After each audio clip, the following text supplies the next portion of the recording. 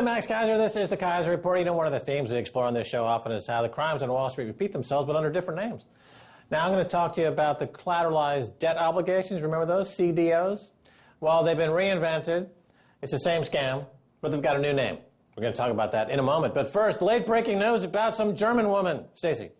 I wanted to show you this headline, which is just remarkable how empires end. They choose to just shoot themselves in the head. They're like, you know, they're threatening the rest of the world, but actually they're holding a gun to their head. If you don't obey by us, we're going to kill ourselves. Germany threatens retaliation if U.S. sanction harm their firms. Merkel is threatening retaliation against the United States for their Russia sanctions. So the U.S. Congress, you know, both the Senate and the House of Representatives voted overwhelmingly for this bill to sanction Russia, but now it looks like the U.S. might be sanctioned by Germany. Oh, well, that is exactly what I said. For the past 2 years, while America heats up this anti-Russia rhetoric and increases the sanctions, they're pushing Germany, a key ally NATO, into the arms of Russia. Now America's fighting Germany, Russia, and China in a trade war, in a world war, in an atomic war. Who knows where this is going? But imagine you've got the U.S. and the Brexited U.K. on one side versus Germany, Russia, and China on the other side. I wonder how that's going to go. All the export nations, of course, versus America's creditor, China. America's biggest exporters, China and Germany. Plus throw Russia in there as the biggest, atomic weaponry. That sounds like a formidable opposition, but, you know, maybe the butterflies, no. The snowflakes, the social justice warriors, the transgender bathroom fellows and peoples and whatever will, you know, be up for this fight. Anyway, let's turn to some stories that are also in the headlines in the financial news.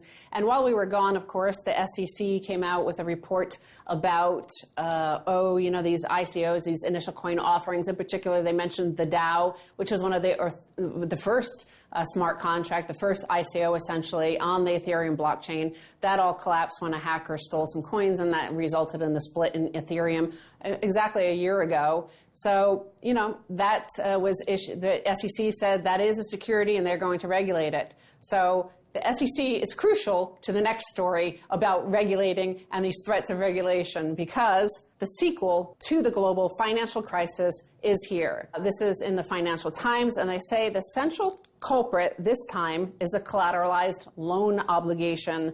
Like its earlier esoteric cousins, a CLO bundles risky low-grade loans into attractive packages and high credit ratings.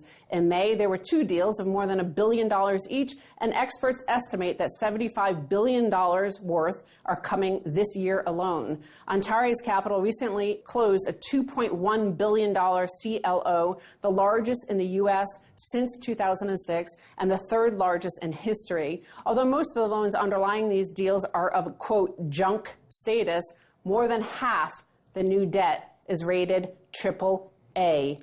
Sound familiar, Max? Yeah, well, it's reverse drug dealing. You know, typically if you're a drug dealer, you cut your drug with baby powder or something, or baby laxative, and you extend your drugs to sell more of your drugs. Here you start off with really horrible collateralized loan obligations that are junk, that are toxic financial instruments, and you reverse cut. You put in some AAA-rated government bonds to give it a higher content. And so that is the same story from 10, 15 years ago. And then the ongoing story that here you have a group of charlatans on Wall Street and around the world that are pushing onto the investment public securities that are not going to last, and it will cause horrific pain. But it's enabled by the central banks that keep interest rates low, so the cost of fraud is always going down. And as I've said before on this show, if you want to stop financial fraudsters on Wall Street and around the world, you need to raise the cost of fraud. You know, if you're trying to stop gun crime, for example, raise the cost of guns. If you're trying to stop fraud on Wall Street, raise the cost of fraud. The interest rates have got to go up to make fraud less appealing for fraudsters. Until that happens, we're just going to have more of the same. So going back, Max, to those CDOs, the collateralized debt obligations back in 2006, 7, 8, those were mostly backed by mortgage-backed securities. Those were sold to pension funds. They blew up, and the whole system collapsed. So this time, they're saying that during the early 2000s, similar highly rated deals called collateralized debt obligations were popular. At first, they seemed harmless, or at least not so big that their collapse could cause financial contagion. But when regulators ignored their growth, they became more opaque and more profitable, with credit ratings disconnected from reality. Like cracks in a building's foundation, the risks seemed minor at first, but high ratings hid the instability of the entire structure until it was too late. Of course, back then, what happened? We had new legislation, more legislation for the American people, because they pretended that it wasn't illegal to sell these fraudulent sacks of bleep, as Goldman Sachs called it, as they were dumping it into pension funds. No, they said that was not illegal, so we'll make this illegal, though. Should they ever do this again, it will be illegal. And they called the new law Dodd-Frank. Dodd-Frank was supposed to stop these credit rating ploys, but the Securities and Exchange Commission has permitted the agencies to dodge that law. While Dodd-Frank imposed liability on the agencies for false ratings, the SEC exempted them. Likewise, Congress barred the agencies from getting inside information about issuers they rate. But the SEC permitted that too. As CLOs grow, the cracks are spreading again. So as I was saying, just $75 billion worth of these CLO deals coming up this year. Those are being dumped into pension funds, the article points out later. $75 billion, and yet there's just been $1 billion in initial coin offerings in the crypto space, and the SEC is, we've got to protect people about this, and we are going to crack down, and we are going to make an example, and we are going to throw some of these people in jail. Yeah, the SEC is a protectionist racket. They protect fraudsters. That's, as we document on this show for years, and it has been documented around the world. There's no equivocation about it. They aid in this fraud. And the size of the deals are now getting to the point where it will capsize the global economy once again. And the pension funds, of course, are where people go to dump their toxic debt, and those people's retirements will be obliterated. They're already quite harmed through low interest rates that enable the packaging of these things. You know, and I talk about how when I started on Wall Street in the early 1980s, there was a lot of behavior that was dubious, that was on the line or crossing the line of what's legal and not legal. And as I've pointed out, what regulators did was that they changed the law to make what was illegal legal. This is another variation on the CDO crisis, which is a variation on the savings and loan crisis. It's the same crisis. It's the same scam. It's package junk, give it an A rating, sell to pension accounts. This is the third or fourth iteration. People, meanwhile, the wages are stagnant. The economy is being undercut. The Chinese, Germans, and Russians are taking over, and Americans are sitting there with their thumb up their swing, watching politicians in Washington who are in the pocket of these regulators. And the result is catastrophic. Of course, we all went to the voting booth in 2008, and we were like, Obama says hope and change, and he's going to change this, he's going to throw these people in jail. He didn't. We keep on going to the voting booth and say, yes, we're going to elect politicians that will do something about it. And of course, they did something about it. They introduced the Dodd-Frank because we're never going to let this happen to you again. But these unelected regulators at the SEC say, oh, we're going to exempt. Don't worry, we'll just exempt it. So anybody who might be out there, ordinary Americans who want to create a bank to compete with these horrible banks, they'll have to abide by those rules. They can't cheat, so of course they can't compete with you because you can just cheat and defraud. Many small banks across America have gone out of business because of Dodd-Frank, because of the regulations in Dodd-Frank, that the big banks are being exempt from actually having to abide by them. On top of that, they mentioned that last Christmas Eve, the so-called risk retention rule of Dodd-Frank took effect, requiring that arrangers of these complex deals keep a slice of the downside. But clever financiers arranged for third parties to take on this risk. And that risk, the third party that has taken on the risk, it's you, it's me, it's all of us, it's the pension funds. All right, once again, let us review some key points here. How billionaires become billionaires in America, for the most part, is by taking the risk of engaging in this fraudulent system and putting it onto somebody else's shoulders. You take, ever since the 1980s, when you had options market begin trading formally, it's been possible to trade risk separately from reward. This has been separated using mathematics. And that risk, once it gets cleaved off from a hedge fund or a private equity group or Warren Buffett, it's then dumped into the public domain as toxic securities. And it pollutes the public domain in the form of an economy that's not competitive, lost wages, and busted pension accounts. It's not by accident. It's not from failed economics. It's not from poor policy choices. It's from fraud. And I would posit financial terrorism, as I've said many times before, and the penalty should be death. And okay, and so, you know, last time what they did is they had packaged up all these mortgages that were given to people with so-called liar loans. Remember, the banks, they couldn't have possibly known these were liar loans. It was those fraudulent, horrible Americans, those tens of millions with those underwater mortgages. They're the ones that defrauded these poor bankers, right? So this time, again, they're already setting it up that you chump Americans, you with those pension funds, it's your fault. And the reason why it's your fault is because you need yield and you're chasing yield. Some experts say this time it is different. Earlier this month, Ashish Shah, a managing director of Madison Capital Funding, a subsidiary of New York Life, told a roundtable of CLO experts they should not worry about defaults in 2017. Quote, "The appetite for assets is ferocious," he said. "Pension funds, insurance companies, and university endowments are demanding both safety and high returns.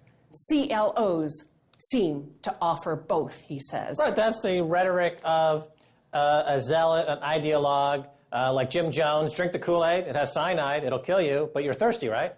Now, I mentioned a penalty before. You seem to poo-poo it, but if you don't have a deterrent, and right now there is no deterrent for fraud. Well, they could put the bank out of business. They could kill the bank. But they don't. You know? The banks know that they will not be put out of business. Look at Wells Fargo, a serial fraudster.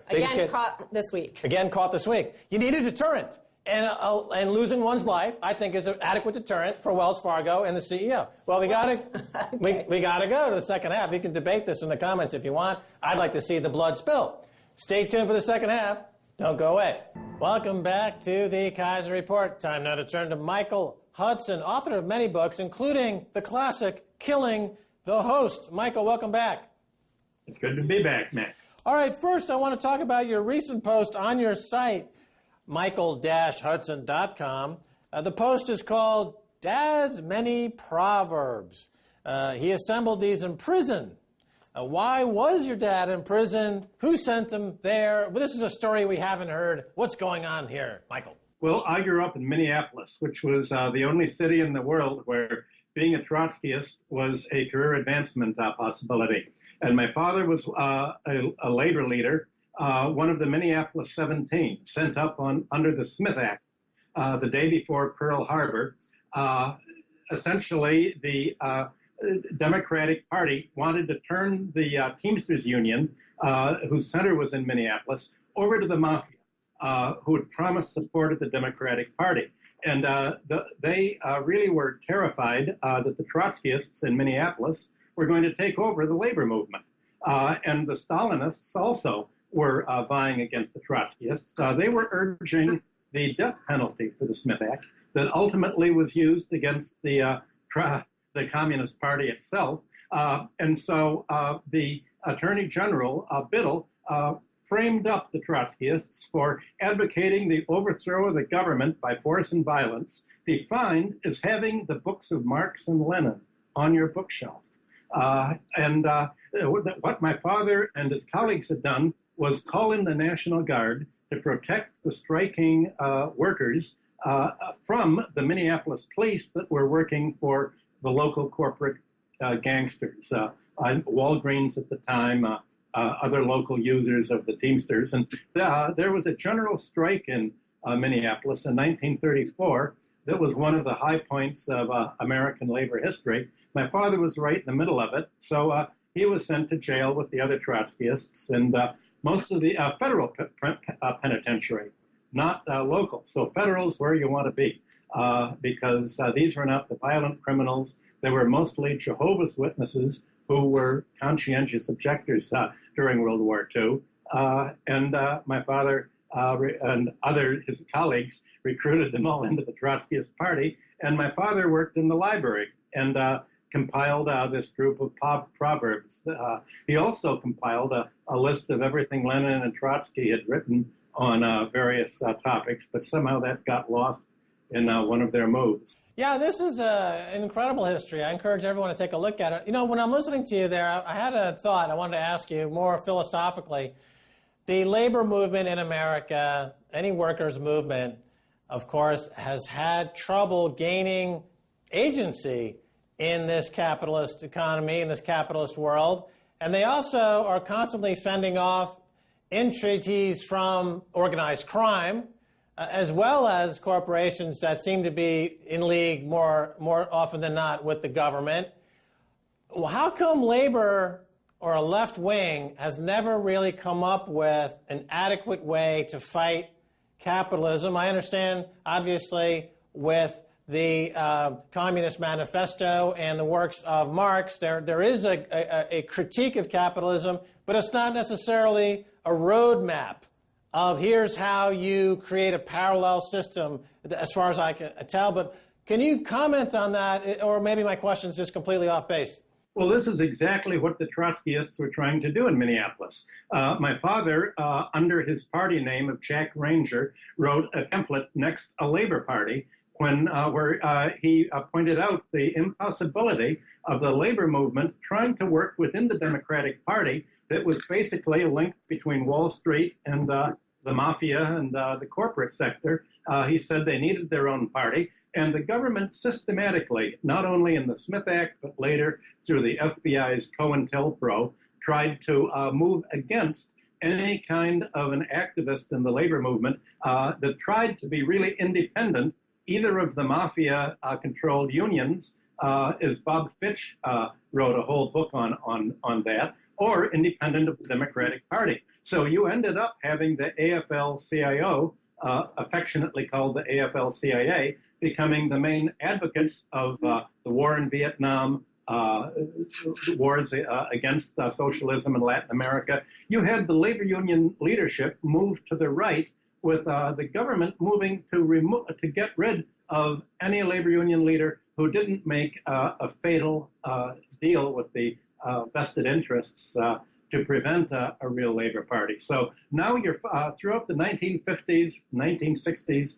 the whole argument was over what is it that makes the labor movement think that it has to work within the Democratic Party. And finally, now that we see the fight between Bernie and Hillary, now we see that into the open, the impossibility of the Democratic Party really representing the interests of labor or even of industry. You know, I look back to the 1970s where you had a bear market on Wall Street, stocks suffered terribly, but wages went up because they were tagged to inflation. And America's wage earners, actually, that was a golden era in the 1970s. If you were working at a car wash, you could still afford a home, and you had some financial independence. So shouldn't those seeking greater parity and agency in this economy want to see the stock market crash, want to see interest rates go up to help the stock market crash? Well, how come they're not cheerleading for a crash in the market? Because whenever Wall Street suffers, labor benefits. That's been the dynamic going back decades. How come they're not being told this? I think there's a disconnect between the stock market and the rest of the economy. So the stock market going up and down doesn't really have anything to do with the conditions of labor or why labor is not increasing its wages. We've discussed before in this show the Alan Greenspan theory of why labor is not increasing its wages, and it's because of debt, that workers can't afford to go on strike if they don't have enough savings and they're one paycheck away from missing a credit card payment or a mortgage payment. That's really the problem. The stock market is going up for completely different reasons that have very little to do with the economy at large. It's all really financial engineering, not industrial engineering, or not really something social at all. Right. Well, you bring up an interesting point there about debt. So an average worker would go into debt to buy a wasting asset, like a house or a car, whereas a Wall Street financier will go into debt to buy a Modigliani, a Picasso, a Chateau in Switzerland, things that go up in value. So they're getting a leverage on their debt, and the average worker is getting hammered by their debt. And this interest rate apartheid is where we see the enormous cleave in American society, Michael. Well, the workers didn't think of their houses being a wasting asset. For 50 years after World War II, houses were going up in price. And the rising price of housing is what created the middle class in America. All that came to an end. And what the stock market managers are buying, they're really not buying so much Modigliani's or junk art like Andy Warhol's. They're buying their own stock, corporate stock buybacks. What you're seeing now is the stock market becoming part of the deindustrialization process. Instead of being a leading indicator, which the National Bureau of Economic Research used to call it, it's a reverse indicator of the economy. The stock market's going up mainly because companies are buying back their own stock and paying out their earnings and dividends instead of investing to increase output, instead of hiring labor. They're downsizing, and we're at the cannibalization, the looting stage of American finance capitalism, and the corporations have realized the game's over. Okay, so there's some talk in Washington now about companies like Amazon and Google and Apple violating antitrust laws, getting too big, becoming pernicious, pervasive monopolists. Is this going anywhere? Is it just claptrap? Or are we actually going to see some reform here?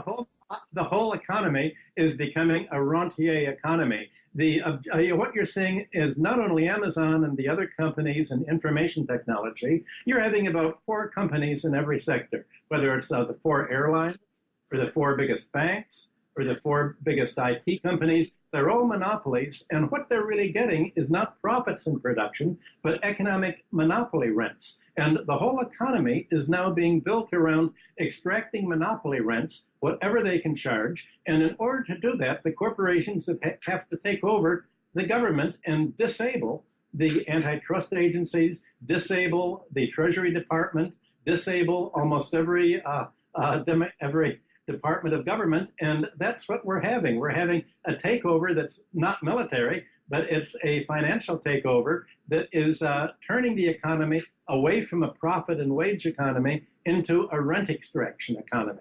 Let's talk about banks for a second. So Wells Fargo, of course, recently was caught stealing money from millions of customers.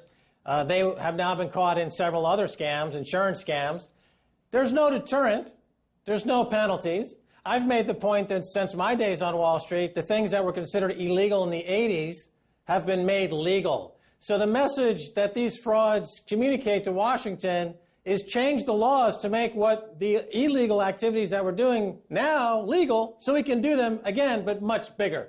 Michael. You don't have to change the law, Max. All you have to do is not apply it. Remember what Donald Trump said for his secret of getting rich. It's not the law isn't the important thing. The judges are the important things. And what he realizes in government is that if he can do what Obama did and put people in the Justice Department and the Treasury Department that refuse to apply the law doesn't matter. You have the do-nothings. And Obama was the one who really showed all of this by appointing the Attorney General who refused to prosecute, and the Federal Reserve that refused to apply the laws, and the SEC that refused to punish companies for fraud. Right down the line, you're having essentially crooked judges put in charge of every department of government.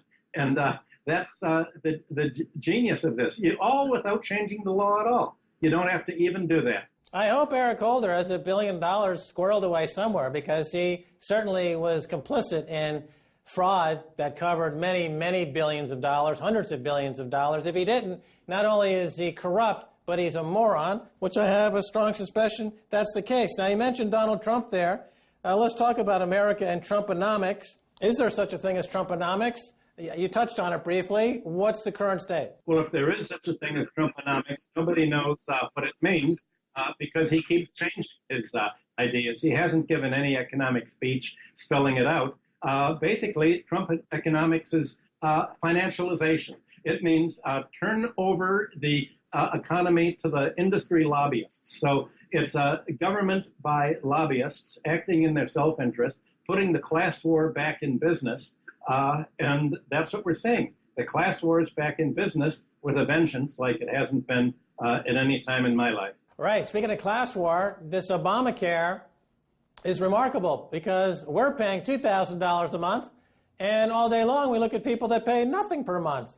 So how is that not class war? How is that not, festering and fostering, uprisings in the street? The new class war does not involve employing laborers like it used to. It involves financial war against labor by debt peonage and by medical care and by squeezing them for rent. All right, fair enough. Michael Hudson, thanks so much for being on the Keiser Report.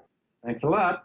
And that's going to do it for this edition of the Keiser Report with me, Max Keiser, and Stacey Herbert. I'd like to thank our guest, Dr. Michael Hudson. And reach us on Twitter at Keiser Report. Till next time. Bye, y'all.